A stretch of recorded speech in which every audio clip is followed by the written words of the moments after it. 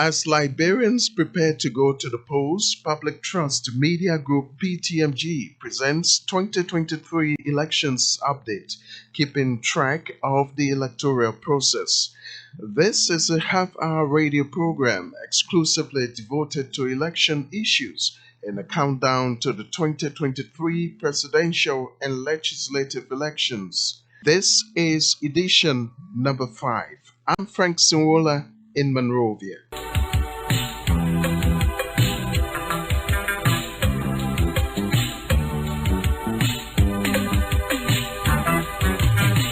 This is the time we come together to keep our country fit forever. This program promotes free, fair, transparent, credible, and violence-free electoral process. Election is crucial to the building of every democracy. Election is everybody's business. In our update today, what are the security implications of having a politicized or partisan state security forces just months to presidential and legislative elections? Globally, it is felt that security officers, law enforcement officers should not be associated with political parties. A Liberian security expert and head of the Liberian National Law Enforcement Association, Cecil Griffiths, tells this program armed EPS officers openly wearing party t-shirts and caps is unprecedented.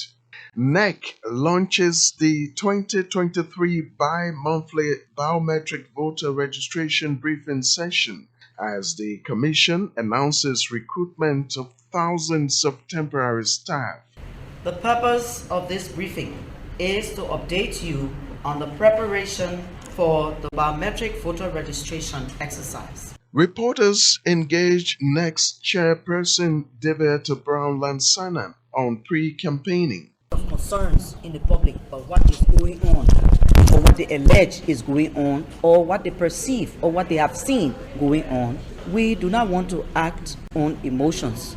What lessons have been learned from previous elections in Liberia? We'll be giving you snapshots of some of the major recommendations of international pro-democracy groups after the 2017 elections. A Liberian lawyer and certified fraud investigator tells 2023 elections update there's a legal limbo hanging over the neck.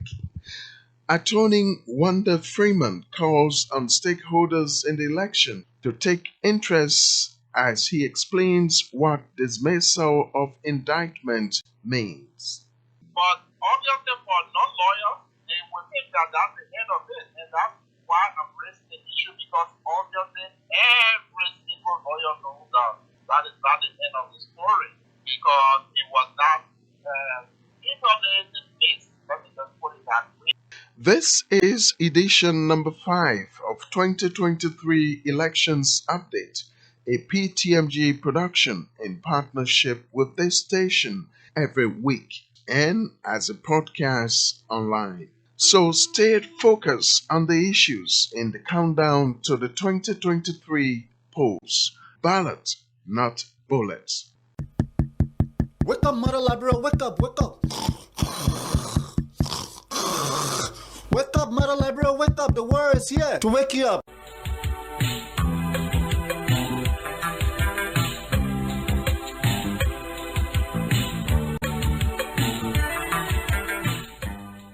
Thanks for joining us. Well, as the country moves towards the October 10 polls, one of the objectives of this program is to look at some of the lessons learned from past elections. We begin this edition of the update with snapshots of some of the major recommendations of international pro-democracy groups after the 2017 presidential and legislative elections. Our production team has been going through some of the recommendations that came from international NGOs such as Carter Center and others to the people of Liberia. commit to a respectful, transparent, and peaceful electoral process. Liberia's leaders and citizens should commit themselves to peaceful political participation to ensure violence and free elections consistent with the law and to continue the strengthening of democracy development in Liberia. To the government of Liberia, the Ministry of Justice should prioritize codification of the election law, amendments, and distribution of the new consolidated law, make available adequate funding for the elections to the National Elections Commission or NEC, and where needed, to the magistrates early in the process to enable it to undertake necessary procurement and contracting in accordance with prevailing best practices, refrain from actions that could be seen as compromising the neutrality of the NEC. There are implications for the pending 2023 elections. First, players in the electoral process must know and accept that these regulations, guidelines, and laws exist and must respect them. This is one of the key objectives of this radio magazine program. It's been produced because the electoral process needs to be closely monitored by the media. This would ensure that election laws and relevant provisions in Liberia's constitutions are carried out in order to have free, fair, and open elections in 2023. There are also regulations guiding the process which we should be aware of. Are politicians, citizens, and other stakeholders aware of them, and to what extent? As election is a process and not an event, can we effectively monitor compliance or respect of these laws and regulations in the absence of comprehensive civic and voter education? Of course, the answer is no. Here are some of the key laws and regulations on the books to govern the electoral process. New Elections Law amended, relevant constitutional provisions, voter registration regulations, complaint regulations, campaign finance regulations, code of conduct for political parties, among other things. Now, in the NEC revised 2023 elections timetable, one of the key activities coming up is the biometric voter registration. This is slated to begin in March and will end on May 11. During this period, a key instrument to watch out for is the new election law, which remains in effect. It is not a document that NEC Board of Commissioners need to decide on. It is the law. The new elections law amended in Chapter 3, Voter Registration and Voter Update, forbids tracking of voters in Chapter 3, Section 1C. It says, every voter shall be allowed to vote only in the voting precinct of the electoral district for which he or she is registered. Again, the amendment in the new election law states clearly that people must register in places they ordinarily reside or live. So, as the March 20 biometric voter registration process begins, this is definitely one of the things to keep close watch on. You can bet this program will certainly keep you updated on this election issue, which is important to ensure the credibility of this important process. Coming up shortly, what are the security implications of having a politicized or partisan state security forces just months to presidential and legislative elections? We cry for peace. Perfect peace. Lord, we cry for love in this neighborhood. I'll tell you, no water can put out this fire. Everyone is praying.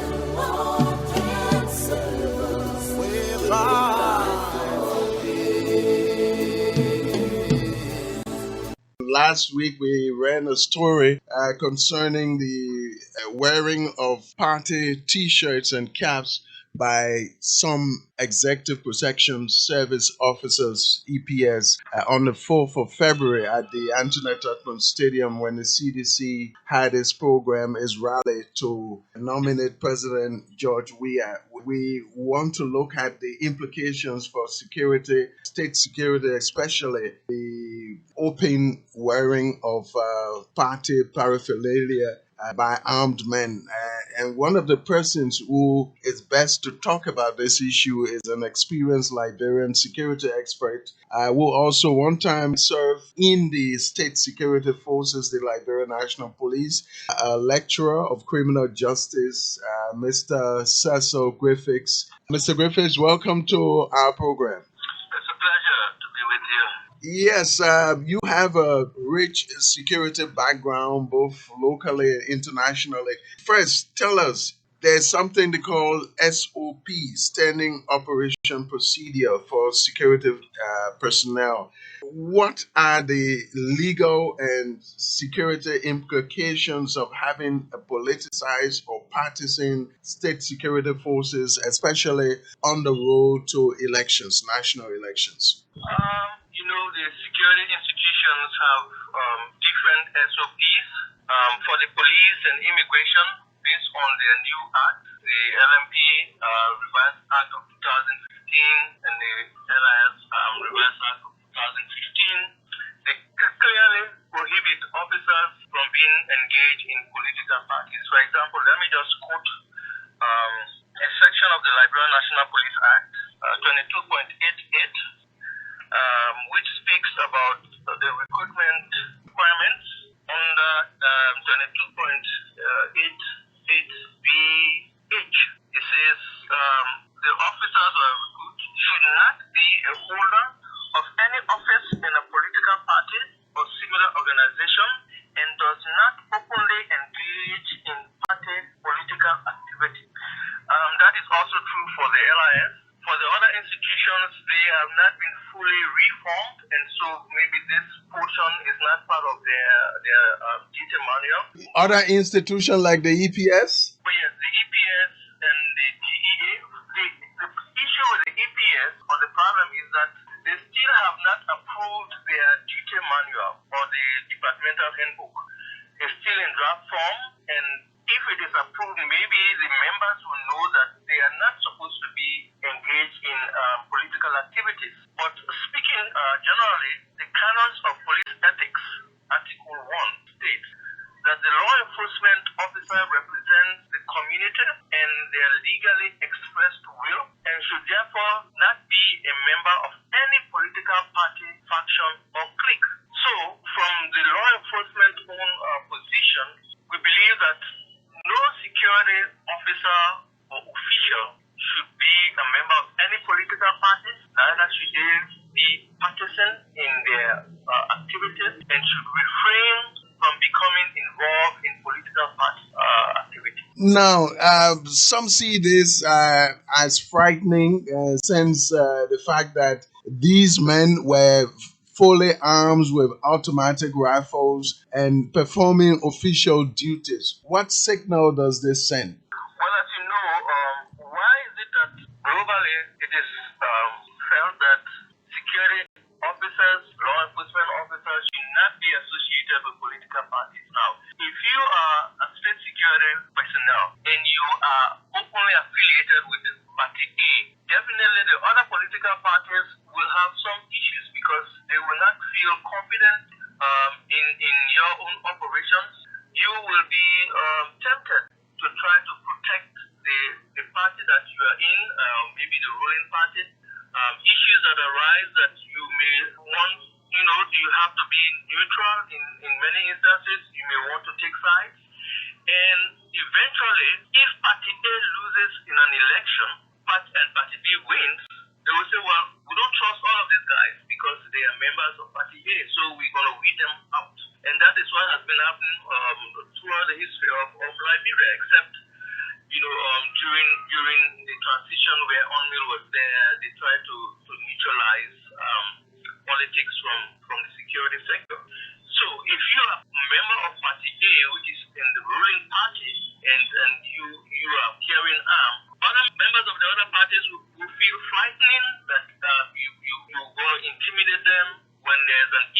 maybe when they want to protest, you come against them, brutally. So that's a serious problem, and I think it has to be addressed. And Linear, the group you had, the Liberia National Law Enforcement Association, believes in disciplining wayward security officers. But in this case, it's been since February 4. The Justice Ministry only came up with a statement saying that it was embarrassing, but it was due to overzealousness and the lack of knowledge of standing operation procedure. Do you think this is enough, or it's just a recipe for more a repeat of such an attitude? Don't you think those security EPS officers should have been disciplined strictly in line with the security sector reform, which is intended to depoliticize the state security forces?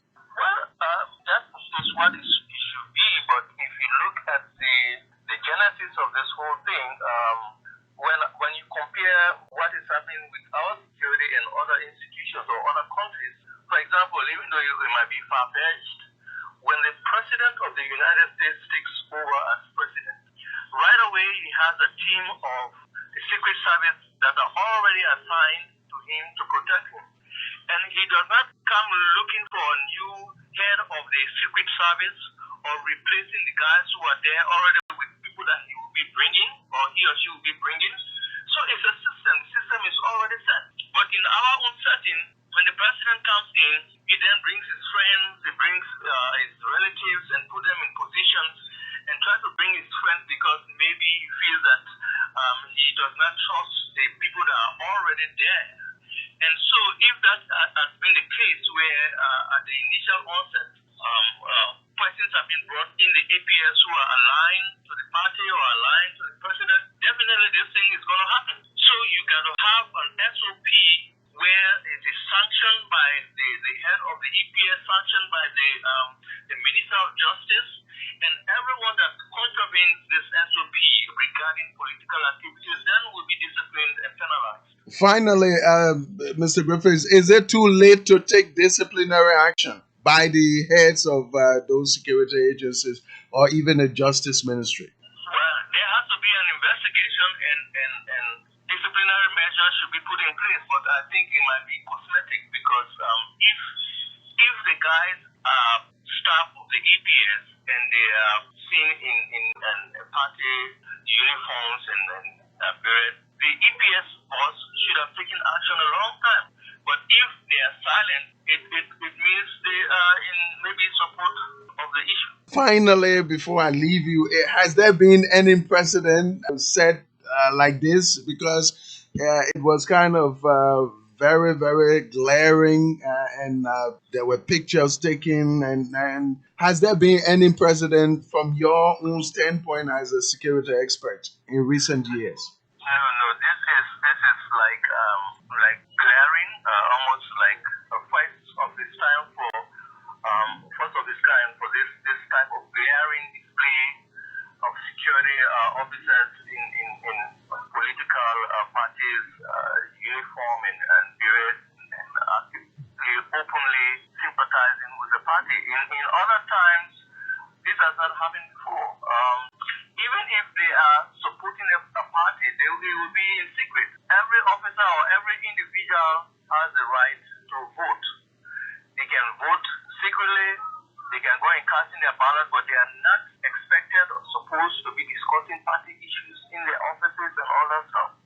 So this is unprecedented. I think we need to put a stop to it because it erodes public confidence in the security sector, in the law enforcement community, and political opposition parties may be, frightened. They may not have confidence in the security apparatus. So this has to be stopped, and the necessary action needs to be put in place to sort of make that this does not happen again. Thank you very much, Mr. Sasso Griffiths, head of the Liberia National Law Enforcement Association. It's been a pleasure having you on this program, sir. Yeah, it's my pleasure to be with you. Thank you. Ladies and gentlemen, election is not war. Election is not confusion. Election is not animation. Election Election is not division. Election is not tribalism. Election is not confrontation. Election is not hatred. Election is not war. I want you to let my people know that. If you've just joined us, this is 2023 Elections Update, a half-hour radio program exclusively devoted to election issues in the countdown to the 2023 presidential and legislative elections. Welcome. I'm Frank Sainworla, and this is edition number 5. 2023 Elections Update is heard on this station every week. Thanks to our radio partners for airing the show. ECOWAS Radio 91.5 and 97.1 FM, Truth FM 96.1, Banner FM 98.5, Prime FM 105.5, United Methodist Radio 98.7, Lux FM 106.5, and Power FM 93.3. Keeping track of the electoral process. This program focuses on the issues, not personalities, spotlighting the laws, guidelines, and regulations governing the elections. It is a Public Trust Media Group PTMG production in partnership with this station every week and as a podcast online.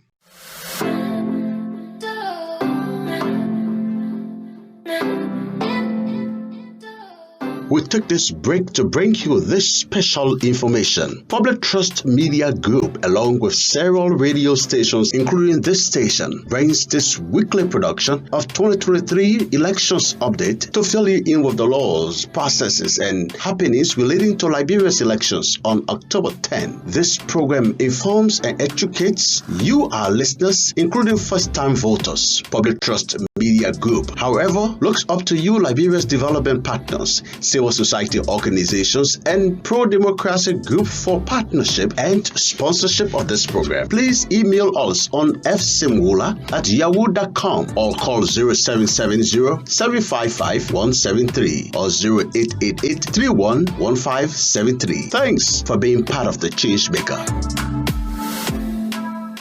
Up next on 2023 Elections Update, NEC launches the 2023 bi-monthly biometric voter registration session as the Commission announces recruitment of thousands of temporary staff to conduct the biometric voter registration. On behalf of the National Elections Commission, I am pleased to welcome you and to launch the 2023 biometric voter registration bi-monthly briefing session today. The purpose of this briefing is to update you on the preparation for the biometric voter registration exercise. In this connection, I begin with the data center preparations for implementation of biometric voter registration. The Laxton Group, the vendor that is procuring the biometric voter registration equipment and software for the NEC, and to support the Elections Commission in the implementation of its BVR process, have been working closely with the NEC UNDP technical team to ensure that the voter registration software is fully built to function for the NEC biometric voter registration exercise. Laxton has been in the country for the past months and has conducted first and second level testing of the BVR software for use during the biometric voter registration exercise. Let me also say that outstation testing of biometric voter registration equipment and software was done on January 25th, 2023 at Firestone Liberia Rubber Plantation, Division 16, to ensure that capturing of fingerprints for manual laborers will not be a difficulty during full implementation. During the week at the NEC headquarters in Cinco, our reporter Isafar was among other journalists who engaged NEC's chairman Deviata Brown Lansana on pre-campaigning that appears to be getting out of control outside the official campaign period, which comes in August. The NEC boss spoke of allegations, perceptions, saying sanctions will follow after regulations are reviewed. Of concerns in the public about what is going on, or what they allege is going on, or what they perceive or what they have seen going on. We do not want to act on emotions. This is why it is necessary to have in place the regulations which we are currently reviewing. And like we said in our speech, the sanctions that evolve from those activities will indeed, after we have, should I say investigation? I'm not sure what, I think that's a strong word.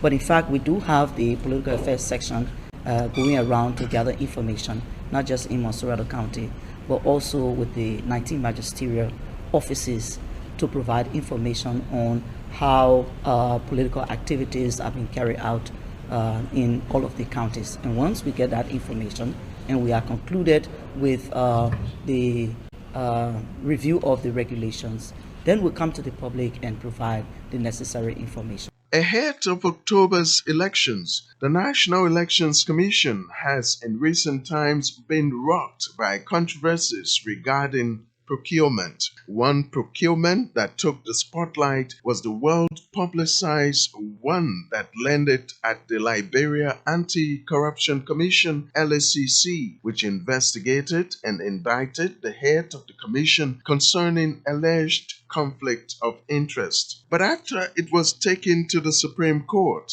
the High Court dismissed the LACC's indictment on grounds that it should have been the work of a yet-to-be set-up Ombudsman office to implement the National Code of Conduct Act. Just ahead, a Liberian lawyer and certified fraud investigator will be telling us on the phone line that there's a legal limbo hanging over the neck. But obviously for non-lawyers, they will think that that's the end of it. And that's why I'm raising the issue, because obviously every single lawyer knows that is not the end of the story. Because it was not legally dismissed. Let me just put it that way. So, I don't know, can I just go ahead into what it means? Exactly to what it means, whether it was legally cleared, because you mentioned that point. No. Now, let me tell you, when the government charges you with a criminal offense, you have to go to court and the government will present the evidence in court and the jury will weigh it, or if there is no jury, the judge will weigh it. If they declare you not guilty, then you are free. But it so happens that sometimes maybe there is an error on the document, maybe the wrong charges were put there, or some other technicality, and the court can brush that particular indictment off. When that happens, as happened in the case of Mrs. Lasana, then that is not the end of the story. The government lawyers are free to go and more or less revise what they did, redo it, and bring it back to work. So I'm kind of shocked that people who are participating in a process that really should be an integrity-based process, to have somebody who has significant legal risks to conduct the process. Attorney Wanda Freeman. Edition number 5 of 2023 Elections Update is over. This is a half-hour radio program exclusively devoted to election issues in the countdown to the 2023 presidential and legislative elections, a Public Trust Media Group PTMG production and presented by me, Frank Sainworla, in partnership with this radio station. Ballot, not bullet.